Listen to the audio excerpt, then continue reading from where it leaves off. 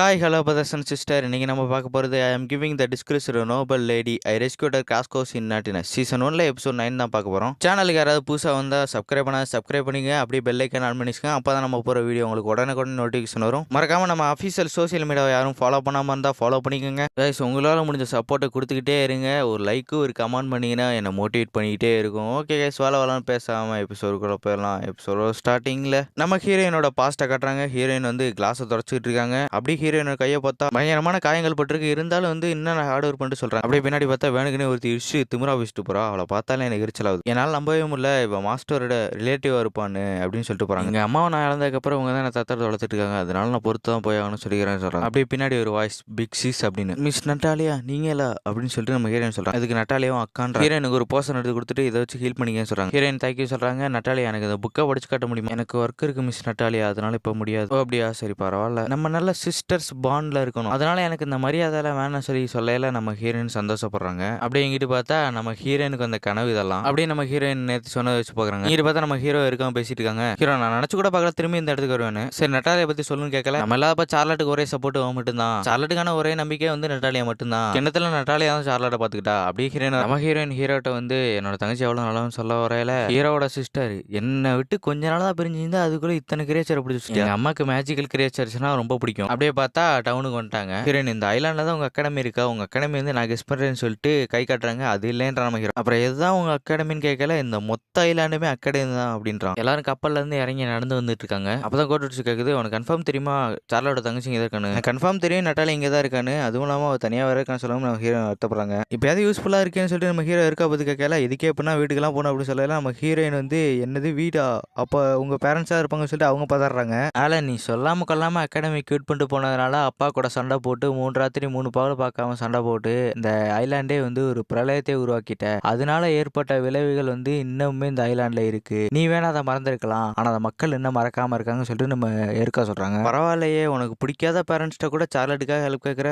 பிடிக்காத பேரண்ட்ஸா அப்படி நான் சொல்லவே இல்லையே. நான் இன்னுமே அங்கிளோட மெயில்ல கான்டாக்ட் தான் இருக்கேன். அங்கிளா? ஆமா அங்கிள் தான். எருக்கா வந்து என்னோட உண்மையான சிஸ்டர் கிடையாது, அவனோட ஸ்டெப் சிஸ்டர் அப்படின்னு சொல்லிட்டு நம்ம ஹீரோ சொல்றான். நம்ம ஹீரோயினை வருத்தப்பட்டுக்கிட்டே சொல்றாங்க, எனக்கு இந்த மாதிரி ஒரு ஃபேமிலி இல்லைன்னு சொல்லிட்டு வருத்தப்பட்டுட்டே சொல்லிட்டு இருக்கும்போது நம்ம ஹீரோ நான் இருக்கேன்னு சொல்ல வரான். லூவும் கோட்டுட்ஸுவும் நம்ம ஹீரோ மேல ஏறிட்டு நாங்க இருக்கோம் லேடி அப்படின்னு சொல்றாங்க. நம்ம ஹீரோட நிலைமை இப்போ எப்படி தெரியுமா இருக்கு, என்னையும் கொஞ்சம் பர்ஃபார்மன்ஸ் பண்ண விடுங்கடா அப்படின்னு இருக்கு. இங்கிட்டு பார்த்தா 2 பேரும் சண்டை இருக்காங்க. அப்போ ஒயிட் ட்ரெஸ் போட்டவர் வந்து 2 பேர்த்தையும் ஃப்ரீஸ் பண்ணி சண்டே ஸ்டாப் பண்றாரு. அவர் டக்குன்னு டெலிபோர்ட் பண்ணி இங்கே வராரு. நம்ம இருக்காங்க கை காட்டுறாங்க. ஓ நீ தான் சார்லட்டா, உன்னை பத்தி நான் நிறைய கேள்விப்பட்டேன், என்னை பத்தி நான் சொல்லல, நான் ஆலன் இருக்காவோட அப்பா. அதை சொன்ன நம்ம சார்லட்டுக்கு ஒரே சாக்கு. அப்படி வீட்டுக்கு போயிட்டு பேசுறாங்க. ஒரு வழியா என்னோட பிலவுட் சன் அவனுக்கான கேர்ள் ஃப்ரெண்டை கண்டுபிடிச்சா சொல்லவுமே நம்ம ஹீரோ இல்லைன்னு சொல்ல வரான். நம்ம இருக்க காலிலே உதச்சு கண்ணடிச்சு சொல்றாங்க. சரி நம்ம ஹீரோவை இவதான் ஏதாவது பண்ணிப்பான்னு சொல்லிட்டு நம்ம ஹீரோயினுக்கு வந்து அதை சொல்லலான்னு வந்து கண்ணடிக்கிறான். எவ்வளவோ பெரிய மேஜிக் பண்ண நம்ம ஹீரோவுக்கு ஒரு கண்ணடிக்க வர மாட்டேங்குது. அதை கப்பு சுப்புன்னு பிடிச்சிக்கிட்ட நம்ம ஹீரோயின் வேமா போய் உங்க பையனை எனக்கு ரொம்ப பிடிக்கும், உங்க பையன் வந்து எனக்கு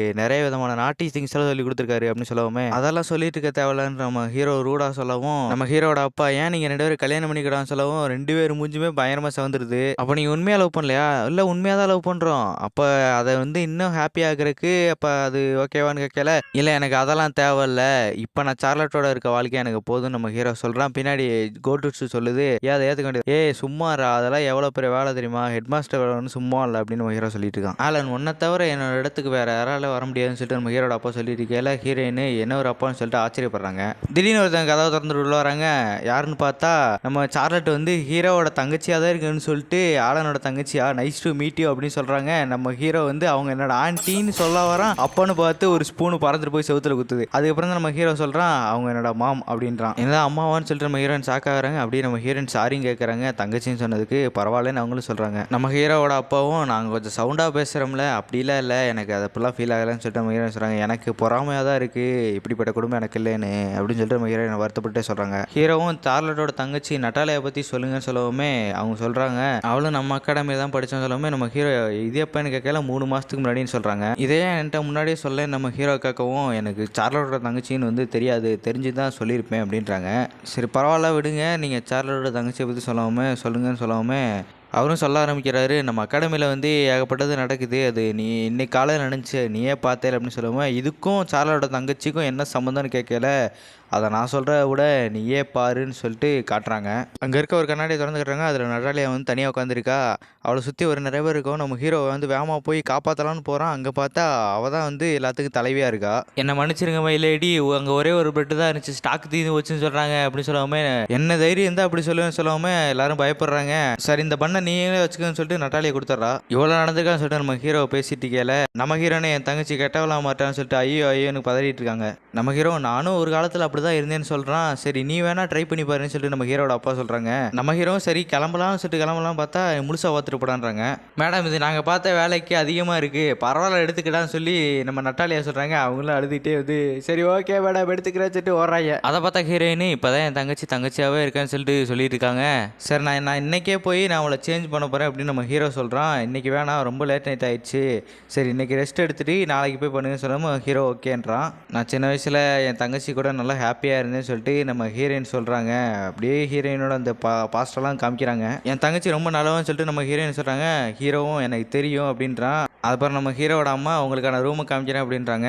ரூமா நட்டாலியா இங்கெல்லாம் தங்க மாட்டா, அவள் வெளியில் கூட்டி போய் தங்க வைக்கணும் அப்படின்னு நம்ம ஹீரோ சொல்லிட்டு இருக்கான். நம்ம ஹீரோட அம்மாவும் இதை விட அவளுக்கு சேஃப்டியாக நட வேற எதுன்னு சொல்லிட்டு நம்ம ஹீரோட அம்மா சொல்லிட்டு இருக்காங்க. 2 பேர் ரூமுக்கு போகிறாங்க. அங்கே பார்த்தா ஒரே பெட்டு. ஹீரோ என்ன ஒரு பெட்டா அப்படின்னு கேட்குறான். ஹீரோட அம்மா அப்போ நீங்கள் லவ்வர்ஸ் இல்லையா அப்படின்னு சொல்லாமே நம்ம ஹீரோ பயந்துட்டு நாங்கள் லவ்வர்ஸ் தான் அப்படின்றான். ஹீரோட அம்மாவும் குட் நைட்னு சொல்லிட்டு அமுச்சு விட்றாங்க. நம்ம ஹீரோயின் அப்படியே வெக்கப்பட்டுட்டே இருக்காங்க. இதோட இந்த எபிசோடு முடியுது. நெக்ஸ்ட் எபிசோடு இதை விட நல்லாயிருக்கும். மறக்காமல் நம்ம அஃபீஷியல் சோசியல் மீடியாலாம் ஃபாலோ பண்ணாங்க, ஃபாலோ பண்ணிக்கோங்க. ஓகே காய்ஸ், நெக்ஸ்ட் எபிசோடில் மீட் பண்ணலாம். அது வரைக்கும் டாட்டா பாய் பாய்.